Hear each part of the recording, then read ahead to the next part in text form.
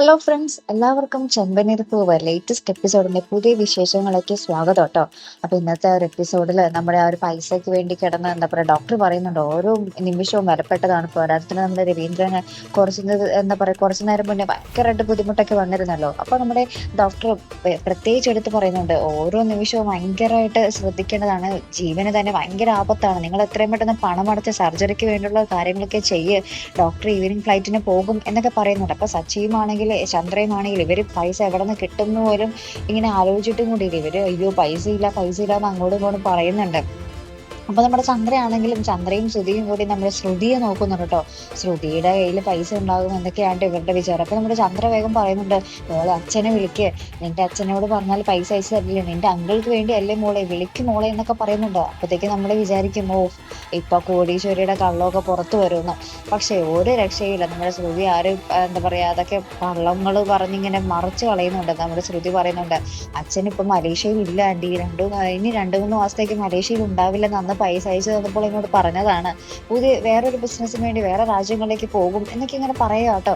നമ്മുടെ ശ്രുതിയുടെ കള്ളങ്ങൾക്ക് ഒരു കുറവില്ലല്ലേ. നമ്മുടെ ചന്ദ്രയാണെങ്കിൽ അതൊക്കെ കണ്ണും കൂട്ടി വിശ്വസിക്കുന്നുണ്ട്.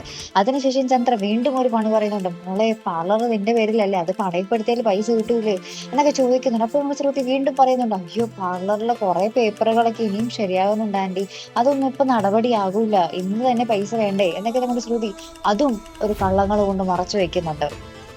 അതിന് പിന്നാലെ നമ്മുടെ ശ്രുതി തന്നെ പറയുന്നുണ്ട്, നമ്മുടെ വീടിന്റെ ആധാരം പണയപ്പെടുത്തിയാല് പൈസ കിട്ടില്ലേ, ഈ പറഞ്ഞ പൈസ പെട്ടെന്ന് ഈസി ആയിട്ട് സംഘടിപ്പിക്കാൻ പറ്റും എന്ന് പറയുന്നുണ്ട്.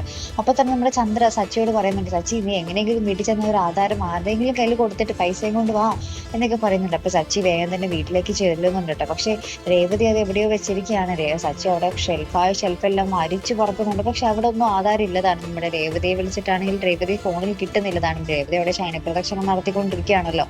അപ്പൊ അങ്ങനെ ഫുള്ള് രേവതി. അപ്പൊ സച്ചി വിചാരിക്കുന്നത് സച്ചിയുടെ കോള് മനഃപൂർവ്വം രേവതി എടുക്കാത്തതാണ് കേട്ടോ. അപ്പൊ പക്ഷെ രേവതി അങ്ങനെ ശയനപ്രദർശനം നടത്തുക എന്നുള്ളൊരു കാര്യം നമ്മുടെ സച്ചിക്ക് അറിയത്തില്ല താനും. തിരിച്ചപ്പോ സച്ചി വീട്ടിലേക്ക് ഹോസ്പിറ്റലിലേക്ക് ചെന്നിട്ട് നമ്മുടെ ശ്രുതിയുടെ മേത്തോട്ട് കയറുന്നുണ്ട്. നീ ആധാരം അവിടെ ഒന്നും കാണുന്നില്ല, നീ എടുത്തതായിരിക്കും, എനിക്ക് ഉറപ്പാണ്, നീ അല്ലാതെ അവിടെ നിന്ന് ആരും അത് മോഷ്ടിക്കില്ല എന്നൊക്കെ പറഞ്ഞ് നമ്മുടെ ശ്രുതിയുടെ മേത്തോട്ട് കയറുന്നുണ്ട്. അപ്പൊ തന്നെ നമ്മുടെ ശ്രുതി നമ്മുടെ സച്ചിയെ മാറ്റി നിർത്തുന്നുണ്ട്. നീ ശ്രുതിയുടെ മേത്തോട്ടല്ല, നിന്റെ ഭാര്യയുടെ അല്ലേ ആധാരം എടുത്തിരിക്കും, നിന്റെ ഭാര്യയുടെ മേത്തോട്ട് കയറി പോയി എന്നൊക്കെ പറഞ്ഞിട്ട് നമ്മുടെ ശ്രുതി നമ്മുടെ സച്ചി കുറെ ആട്ടി വിടുന്നുണ്ട് കേട്ടോ. അപ്പൊ നമ്മുടെ ചന്ദ്രയും പറയുന്നുണ്ട്, നിങ്ങൾ ഈ സമയത്ത് വഴക്ക് കൂടല്ലേ, ഈ ഒരു സമയത്തെങ്കിലും നിങ്ങളൊന്ന് സമാധാനമായിട്ട് ഇരിക്കുക.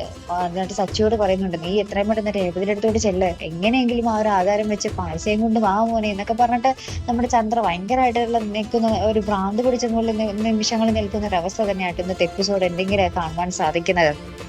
എന്തായാലും എന്തൊക്കെയായി തീരും ഇനി. സച്ചി രേവതിയെ അന്വേഷിച്ച് ക്ഷേത്രത്തിൽ ചെല്ലുമ്പോഴായിരിക്കും ചിലപ്പോൾ രേവതി ഇങ്ങനെ ശയനപ്രദക്ഷിണം നടത്തുന്ന കാര്യമൊക്കെ കാണുന്നത് അല്ലെ. സ്വന്തം അച്ഛന് വേണ്ടിയാണല്ലോ രേവതി ഇത്രയും കഷ്ടപ്പെടുന്നത് അറിയുമ്പോൾ നമ്മുടെ സച്ചിയുടെ മനസ്സ് ചെറുതായിട്ടെങ്കിലും ഒന്ന് അലിയുമോ.